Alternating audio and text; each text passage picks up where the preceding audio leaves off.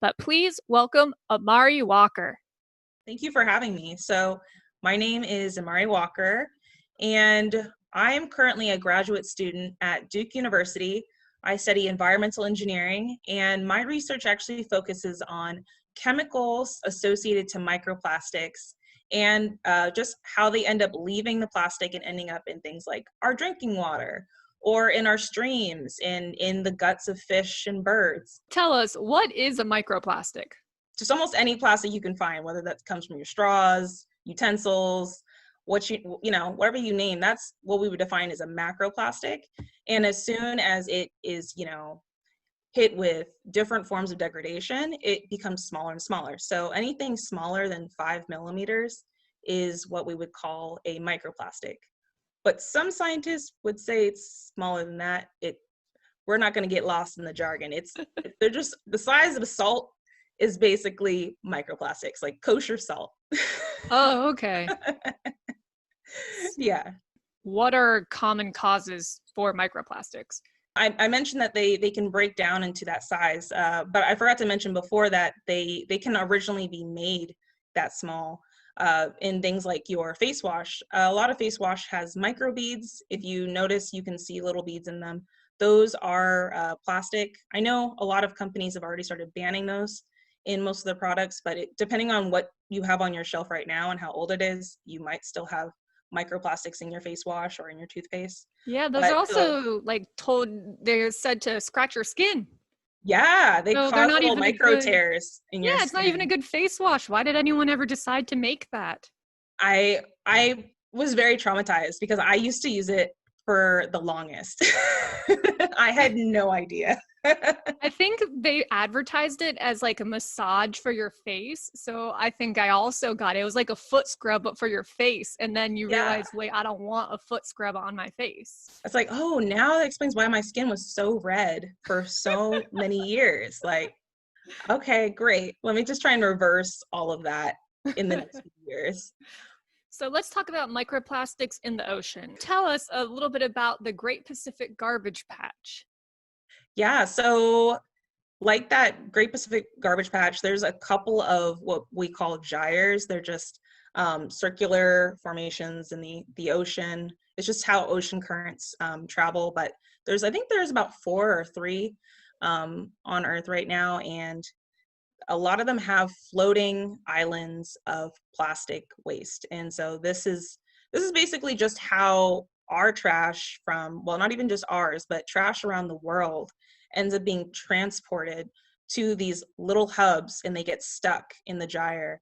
And so this is a pretty significant issue because it like I said, they call it an island. It's that big, it goes for miles. So there was a scientific study that said microplastics have been found in human feces. Can you explain some more about that study? I'm curious. I kind of want to know the methodology more than the conclusion. I think I actually met one of the researchers that did that, or I don't know why, because I went to a microplastics conference a couple of years ago, and I remember us all freaking out about it.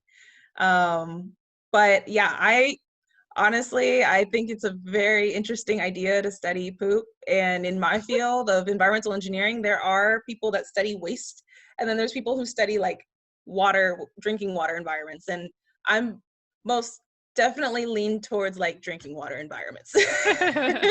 You're all studying waste. It just depends on where it came from. You mentioned a microplastics conference. I would assume, there's a conference about everything now. How big is this microplastics conference?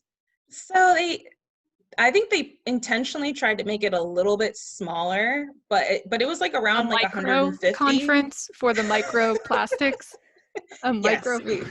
We compressed our conference. Now, in your YouTube videos, you have this YouTube channel where you post videos that are promoting knowledge about microplastics and also promoting more STEM outreach. One thing that I like about your YouTube videos too is you gave very practical advice for how to prevent microplastics waste. For clothing, you said to make sure that it's a little unsure of what fabrics Yeah, what fabrics actually have it. But you did say that how we do our laundry could help that. Yeah, so there was a study done on the number of microfibers released amongst cotton, polyester, and then a blend of cotton and polyester. And they found that there were less microplastics released from this blend of cotton and polyester overall.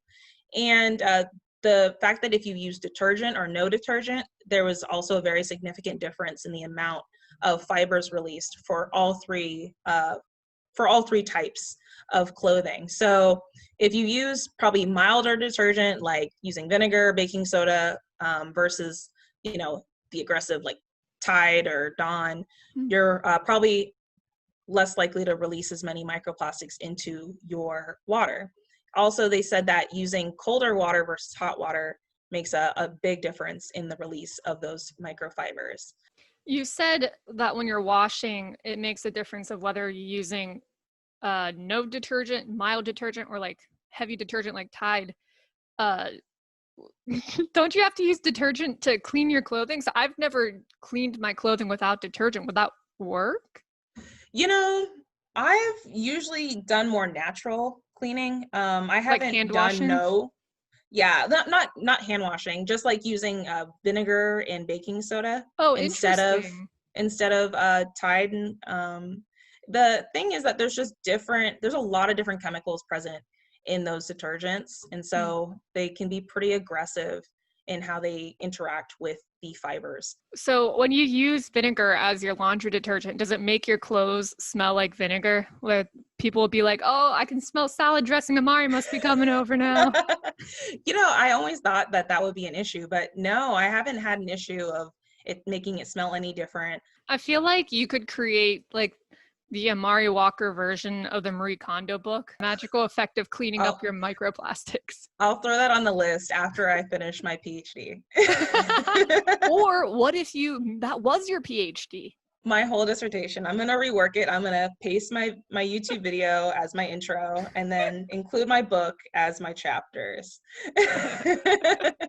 Well, thank you so much for being on the show. Thank you for talking to us about microplastics. Very cool. Thank you for having me. Thank you so much for this opportunity. I'm happy to be here. If you guys want to see the rest of that interview, we actually have the full extended 40-minute interview on our podcast, Science Comedy Paradox.